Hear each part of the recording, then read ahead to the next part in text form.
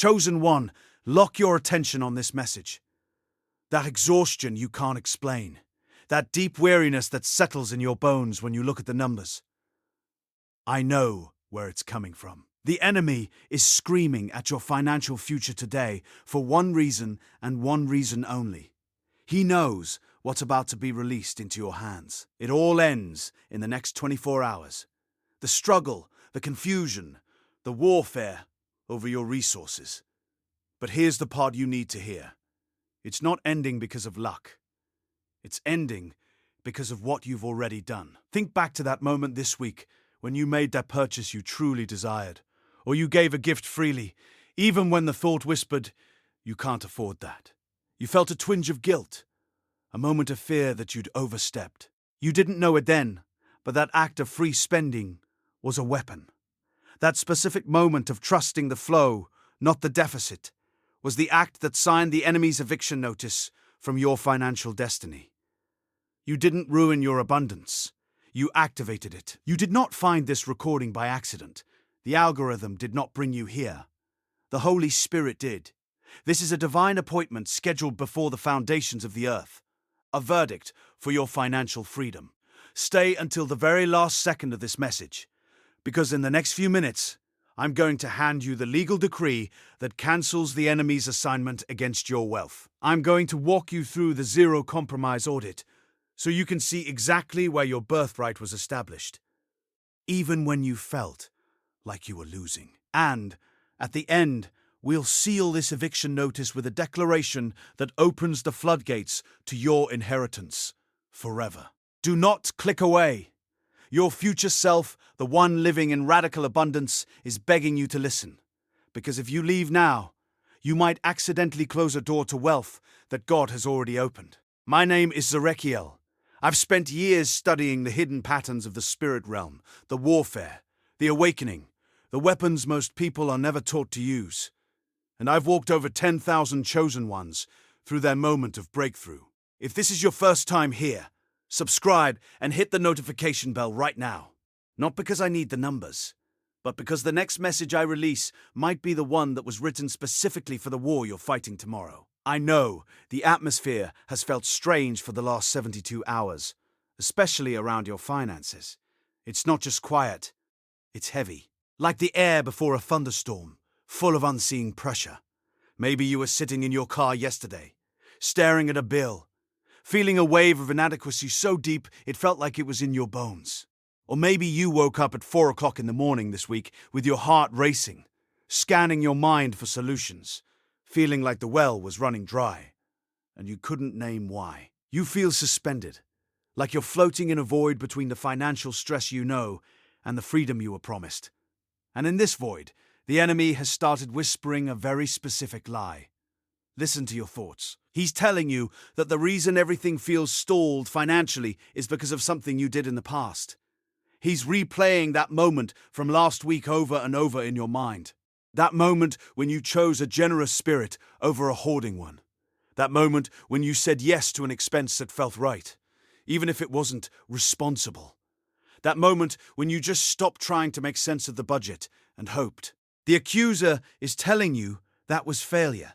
He's telling you that because of that moment, you've disqualified yourself, and the blessing of financial freedom has been delayed indefinitely. But I need you to hear what the scripture actually says about this moment. 2 Corinthians 9 verse 8 declares, "And God is able to make all grace abound toward you, that you, always having all sufficiency in all things, may abound to every good work." Listen to that promise. All grace, all sufficiency, in all things, always. The enemy is trying to trick you into believing your birthright is conditional on your perfect past choices. He wants you to believe that because of your actions you've reset the clock and you have to do this lap around the wilderness of lack again. But that is a deception. You are not in a cycle of scarcity.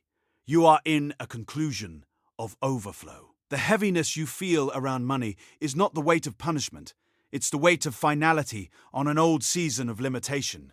It's the tension of a cord of lack being pulled to its breaking point, right before it snaps. You think that moment when you spent freely or gave generously was weakness.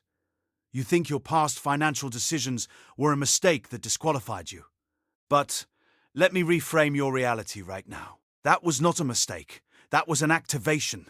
That was you stepping into the truth that to be rich is your birthright, and you will spend money freely.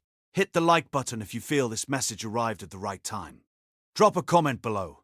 What's one moment this week where you spent or gave freely, even with hesitation, and now you're realizing it might have been an act of faith, and that feeling you described, that twinge of guilt, that whisper of inadequacy after an act of faith-filled spending.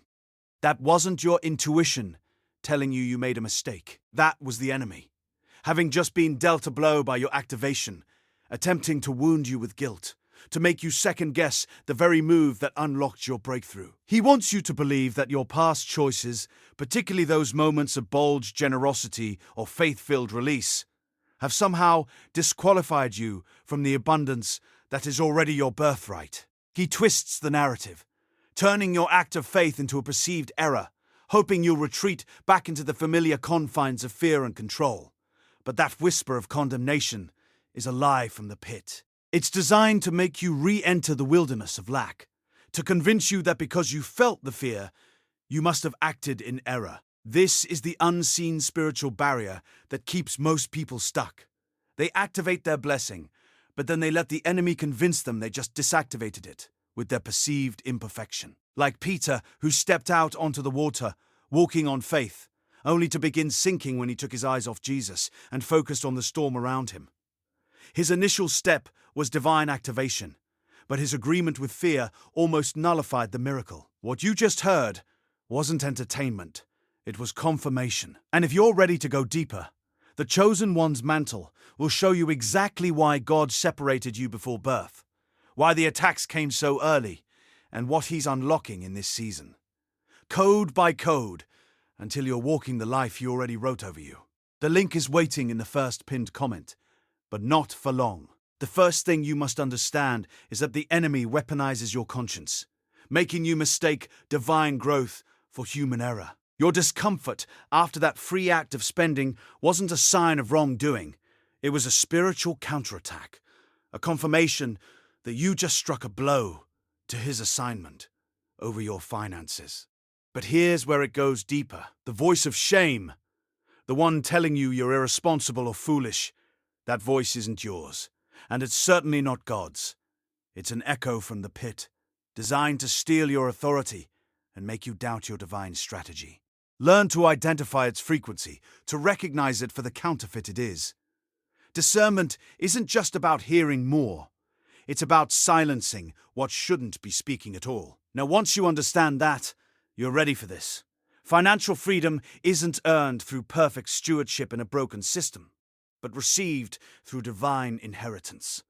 Your worth, beloved, is never tied to your balance sheet. The prodigal son was always a son, even when he believed himself worthy only of a servant's position.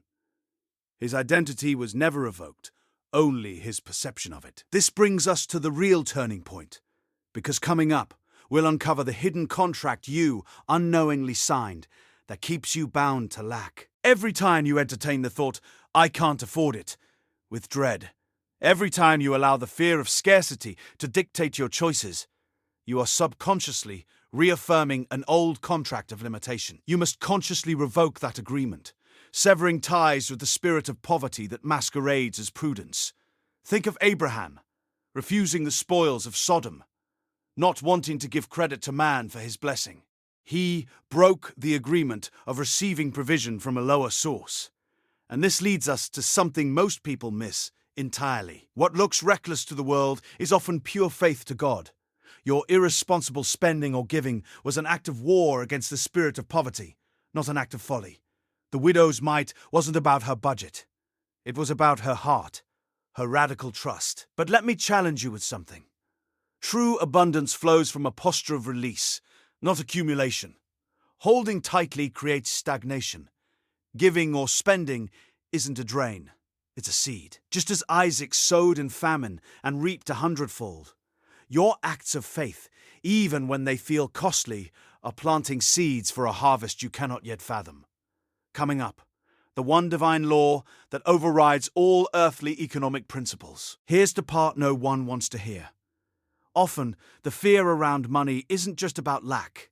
It's about a subtle desire to control outcomes, to micromanage God's provision. This desire, while appearing responsible, can actually block divine flow, because God works best when we release control to Him. Think of Pharaoh, whose rigid control led to plagues, while Moses, in releasing control, saw the Red Sea part. And yet, there's something beneath even that. What most people don't realize is you are not the owner of your wealth, but a steward. Shifting this perspective from owner to steward unlocks a different level of trust and generosity, just as the faithful steward in the parable multiplied what was given, while the fearful one buried it. And just when you think you've got it, there's one more layer. Sometimes, the struggle for financial survival becomes a perverse form of comfort or identity. We become so accustomed to the fight that we subconsciously resist the ease of abundance because it's unfamiliar. Like the Israelites, who desired to return to Egypt's slavery because it was familiar, despite the promise of milk and honey. This is the subtle agreement with familiar scarcity. But first, this has to land. The greatest breakthroughs often come from acts of faith that seem financially impossible in the natural. It's not about what you have, but what you believe you have access to. Remember Elisha and the widow's oil, starting with nothing, trusting for everything. This is where the real transformation begins. Coming up, the unexpected truth about why God allows the warfare over your finances. And here's the part you probably didn't expect. The enemy's attack isn't just to stop your blessing, but to test your heart before a greater release. It's a purification process, a divine vetting to ensure you're ready for radical abundance, that you'll be a channel, not a reservoir. It's preparing you for greater kingdom work, not just personal comfort. Think of Job. His suffering wasn't just for his testing, but for a double portion and a deeper understanding of God. And once that clicks, everything shifts. The biggest block isn't your spending, your past, or even the enemy's whispers. It's believing your financial freedom is solely for your comfort. It's for impact. It's to fund the kingdom. Once you align your desire for wealth with divine purpose, the floodgates open without resistance. The fight ends when your vision for wealth expands beyond yourself.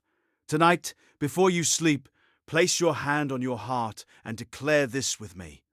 I break every agreement with lack. I release every lie of guilt and shame over my financial past. I receive my divine birthright of abundance, not for myself alone, but to be a conduit of God's limitless provision.